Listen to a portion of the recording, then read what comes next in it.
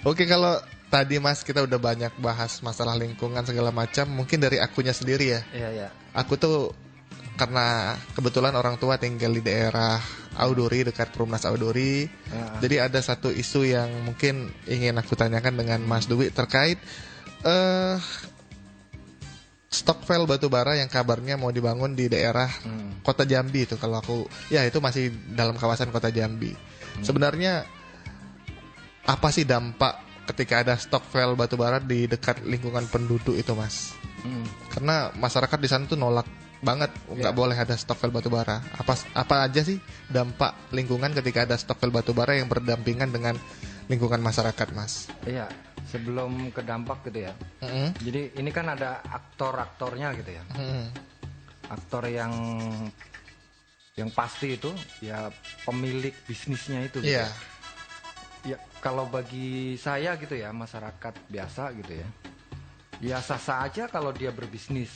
Silakan. Batubara, Silakan. Gitu. Tapi kalau misalnya bisnisnya dia tidak dia merugikan kesehatan saya, Jangan, nggak boleh. nggak boleh.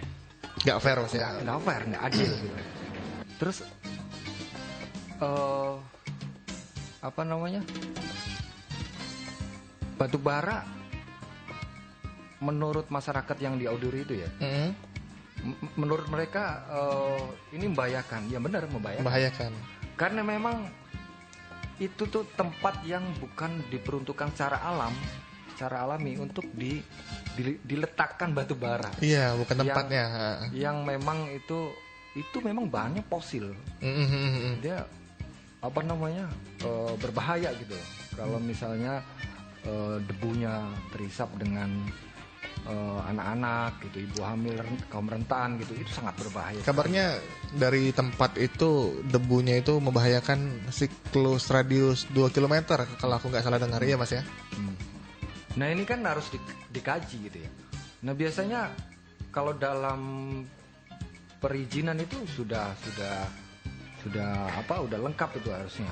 Sebelum dia melakukan apa namanya, tindakan atau praktek pembukaan stockpile gitu. Stokvel batu bara. Biasanya dia harus menyusun AMDAL. AMDAL ini kan untuk meminimalisir dampak lingkungan, kerusakan lingkungan gitu. Lingkungan itu kan apa namanya, gimana sih supaya nggak masyarakat setempat dan lingkungan itu nggak rugi gitu. Itu biasanya ada di AMDAL gitu. Nah kalau misalnya itu udah ada AMDAL, kemudian masyarakat merasa itu tetap membahayakan mereka, ya wajar-wajar saja gitu. Yang harus dipertanyakan sekarang AMDALnya gitu. Kenapa dia keluar, izinnya keluar, tapi tiba-tiba prakteknya begitu gitu loh. Iya. Itu kajiannya gimana gitu. Karena udah jelas kalau misalnya perkampungan di sebelahnya itu ada stokvel batu bara gitu. Debunya itu akan kemana-mana, anak kecil akan terisap gitu. Ini sangat tidak adil. Sangat tidak adil, dan kalau saya berada di situ, rumah saya di situ, anak saya dan istri saya di situ, pasti saya juga orang ikut pertama menolak, yang ya. akan menolak, pasti. Ya karena memang selain dampak terhadap lingkungan, terhadap kesehatan juga ya, terutama kami lah yang beraktivitas di seputaran Mendalo Sungai Duren nih, Mas. Tentunya ini akan menjadi titik kemacetan baru kalau bagi kami. Apalagi Ya kan memang Jambi ini kan sebenarnya dulu nggak ada batu bara.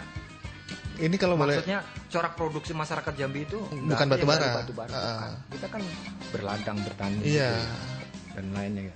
Nggak ada yang batu bara. Kenapa kemudian sekarang banyak batu bara gitu ya? Karena memang sekarang infrastruktur dan dukungan pemerintah terhadap misalnya perkebunan di Kurang. kecil ya, itu berkurang. Dia berkonsentrasi pada industri-industri ekstraktif yang besar.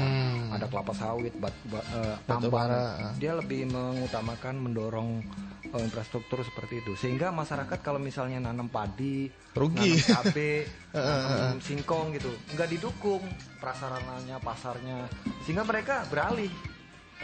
Enak jadi supir batu bara ya. Iya, lumayan uangnya. Nah pertanyaannya itu siapa yang tidak hadir di sekarang ini? Ya pemerintah. Iya, mestinya pemerintah harus memastikan itu. Dia nggak boleh abai gitu.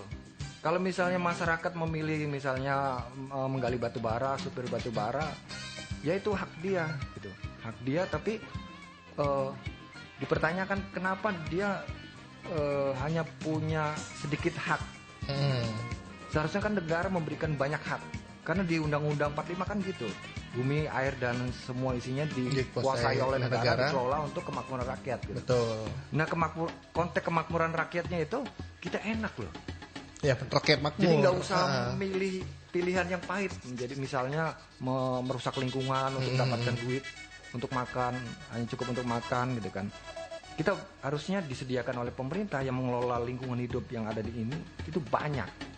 Dan kalau kita memetik dari tafsirnya Mahfud MD misalnya aja, Mahfud itu pernah berstatement kalau misalnya tata kelola industri batubara itu dikelola dengan baik di Indonesia, itu bisa dipastikan rakyat Indonesia satu orang itu mendapatkan jatah 20 juta per bulan tanpa harus bekerja.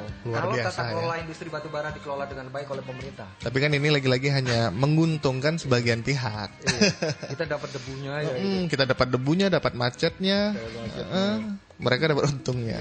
Dan saya pastiin memang ini ketidakhadiran pemerintah untuk memberikan pilihan banyak kepada masyarakat yang sekarang itu bekerja di batubara, termasuk supir ya. Kalau mereka punya pilihan banyak, mereka akan memilih itu, karena berisiko juga itu. Iya, sangat.